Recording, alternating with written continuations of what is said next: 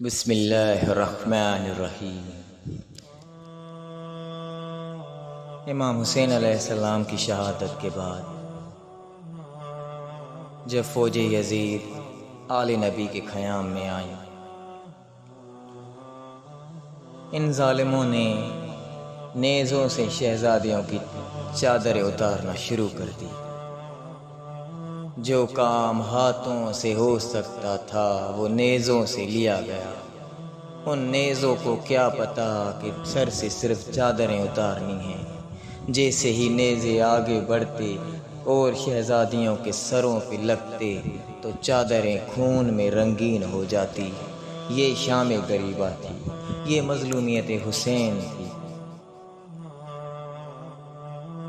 اب فوج یزید آ گئی خیام حسین کے قریب، چادریں لوٹ لی گئی، مال و زر لوٹ لیا گیا۔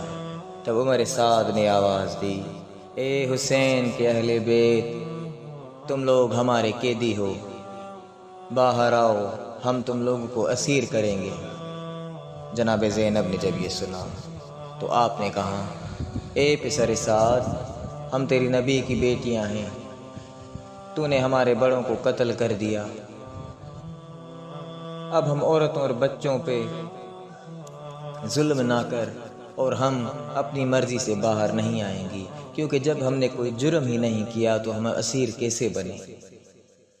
عمر سعد کو غصہ آیا اور کہنے لگا، اے بنت زہرا، باہر آئیے، ہم آپ کو ضرور قیدی بنائیں گے۔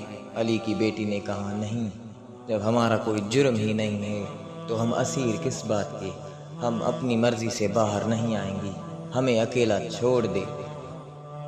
یہ جملے تب اس ملعون نے حکم دیا کہ اہل بیت کے خیام کو جلا دو۔ آگ لگائی گئی،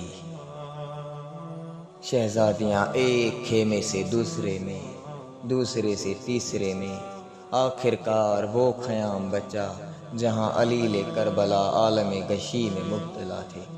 آپ آئیں، سجاد کے قریب آ کر کہا، اے گزری ہستیوں کی یادگار، جاگو، اے میرے سجاد جاگو، اے میرے حسین کے لال جاگو کہ خیام کو آگ لگائی گئی۔ آنکھیں نہ کھولنا، میرے سر پہ چادر نہیں ہے، تو امام ہے، تو حکم کر۔ تاریخ سوچنے پہ مجبور ہو گئی۔ عالمہ غیر معلمہ، عقیلہ بنی ہاشم، نواسی رسول بنت علی پوچھ رہی ہے، جبکہ پتہ ہے کہ جان بچانا واجب ہے، پھر پوچھ کیوں رہی ہے؟ اسی لیے کہ سجاد امام ہے، کیا پتہ حکم دے دے کہ آج جل کے مر جاؤ مگر باہر نہ جاؤ۔ سجاد نے کہا، اماں، جان بچانا واجب ہے۔ ایک ایک کر کے شہزادیاں ساتھ میں باہر آئیں۔ ایک نے دوسری بیوی کے سر پہ، کاندھے پہ اپنا سر رکھا، دوسری نے تیسری پہ۔ اس طرح سے آل نبی آگے بڑھی اور باہر نکلی۔ علی کی بیٹی رک گئی۔ سجاد نے کہا، اماں باہر نہیں جاؤ گی؟ بیوی نے کہا، سجاد تم نے کہا کہ بالوں سے چہرہ چھپا لوں، لیکن سجاد بال کہاں سے چھپاؤں، میری چادر نہیں ہے۔ آواز آئی، اماں آج بالوں سے چہرہ چھپاؤ، بال کربلا کی خاک سے۔ اسی طرح سے شہزادیاں باہر آ گئی۔ عاشور کا سورج ڈوب گیا، وہ بھی اس منظر کی تاب نہ لا سکا، اور شام غریبہ کا اندھیرا چھا گیا۔